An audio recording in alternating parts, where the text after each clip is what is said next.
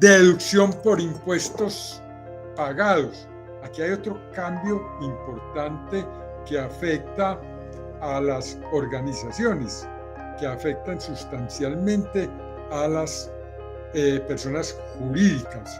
Y ese cambio tiene que ver con la deducibilidad de impuestos, ¿sí? Recordemos que en general el impuesto de industria y comercio lo podemos tomar o como deducción o como descuento tributario del 50%. Ese descuento tributario se elimina y ya todo queda como deducible el efectivamente pagado.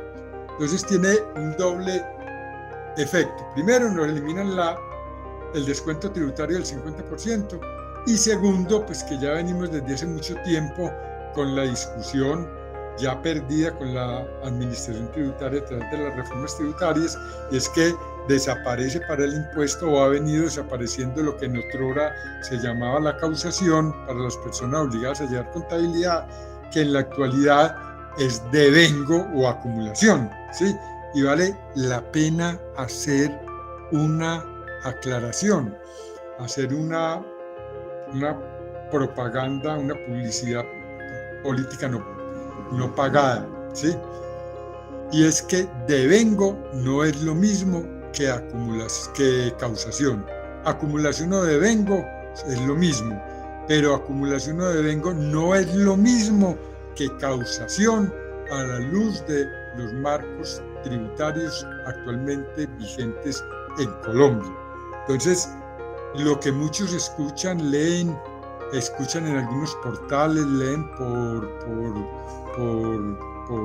noticias o noticias de prensa o escuchan en los diferentes portales de que el problema de acumulación o devengo es lo mismo que la causación. No, señores, acumulación o devengo no es lo mismo que causación. Lean el parágrafo primero del artículo 22-1 del Estatuto Tributario, y en una lectura exegética de ese artículo nos encontramos que causación no es lo mismo que devengo. Tenemos lógicamente que comparar la definición que en términos de causación traía el artículo 27 del Estatuto Tributario anterior a la reforma de la Ley 1819, que modifica el concepto de causación por devengo. Y nos encontramos con que para que haya devengo tiene que satisfacer los criterios de definición y de reconocimiento de los elementos activos, pasivos, ingresos, costos, gastos y patrimonio contenidos en los nuevos marcos técnicos normativos en Colombia, o sea, las NIF. O sea, que causación tiene una parte que es igual a devengo, y es en qué momento debe reconocer el hecho económico, ¿sí? Pues, aunque no se haya pagado, debe reconocerlo, aunque no haya un flujo financiero, ¿sí? Que nazca una obligación, lógicamente. Pero además tengo que vincular la definición del elemento para que haya reconocimiento como devengo. Situación que no traía el concepto de causación. La causación no tenía que satisfacer criterios de definición ni de reconocimiento. El devengo, de acuerdo a ese artículo 22-1 del Estatuto Tributario, tiene que consultar los criterios de definición y de reconocimiento para cada uno de los elementos que conforman los estados financieros o las declaraciones tributarias, ¿sí? Que son los mismos elementos.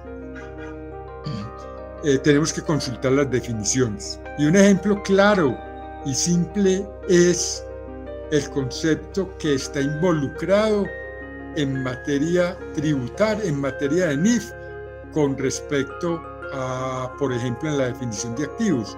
La definición de activos, un elemento clave es el control y el riesgo, mientras que en materia tributaria el control y el riesgo es totalmente modificado es modificado en algunos elementos, en algunas clases de los elementos, porque en materia tributaria prima no el control, sino la propiedad, y la propiedad jurídica.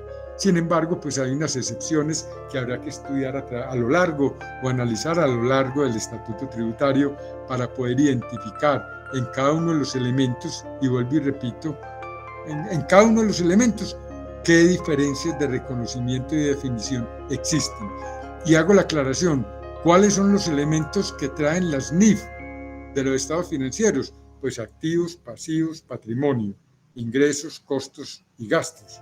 Y en lo tributario, ¿qué trae el estatuto tributario como elemento que conforma la base gravable del impuesto sobre la renta y el correspondiente patrimonio como parte integral de la declaración de impuesto de renta?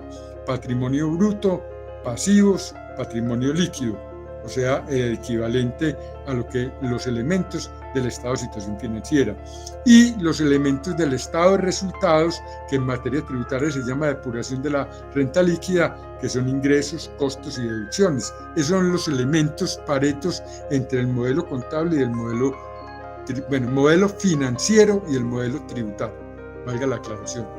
En ese sentido nos encontramos pues que se sale de la norma del devengo los impuestos y prima lo pagado, y que solamente son reconocidos, ya no hay descuento tributario en el ICA, sino que todo es reconocido como deducción, pero con limitaciones.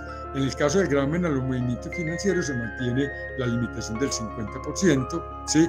En el ICA el 100%, ¿sí? No serían deducibles las contraprestaciones correspondientes a regalías, a título de regalías.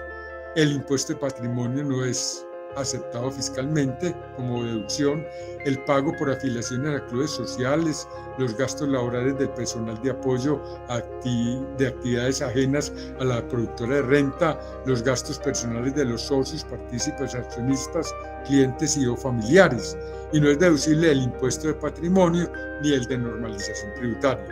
Se introduce pues lógicamente o se generan pues algunos otros beneficios que trae la norma en términos de reconocimiento de algunos costos especiales, como en el caso de la mano de obra que estaba para